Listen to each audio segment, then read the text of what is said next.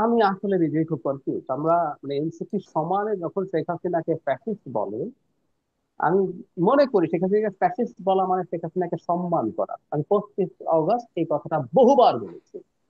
শেখ হাসিনাকে ফ্যাসিস্ট বলা মানে তাকে সম্মান করা। আমি আবারও বললাম, শেখ হাসিনা 18 সাল পর্যন্ত তার মধ্যে কিছু ফ্যাসিস্ট বিহেভিয়ার ছিল, ফ্যাসিস্ট একটা ন্যারেটিভ লাগে। এবং মজার ব্যাপার, আপনি রাইট যে এই সময়ের মধ্যে তিনি তার বাবার মুজিববাদ, তার বঙ্গবন্ধুর স্বপ্ন স্বপ্ন বলতেন, মানে মুজিববাদের আলোকে দেশ গড়া হবে, এই টাইপের কোনো আলাপ উনি 18 পর্যন্ত করেননি।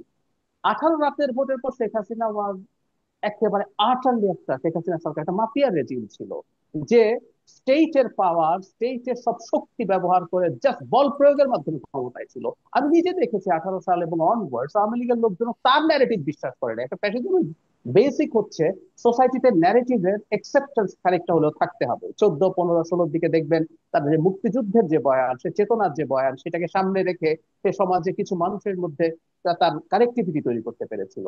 পোস্ট কিছুই ছিল না, ও একটা just text book example of mafia regime ছিল।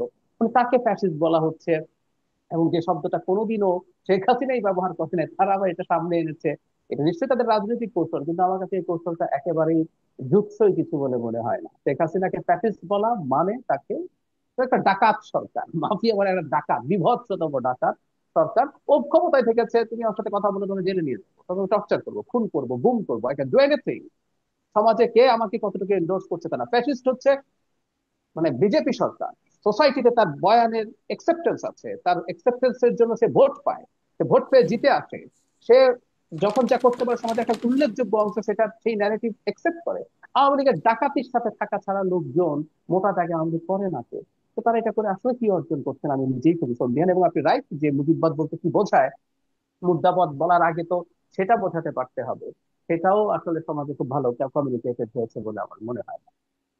যাই হোক, আমরা একদম শেষ সময় চলে আসছি।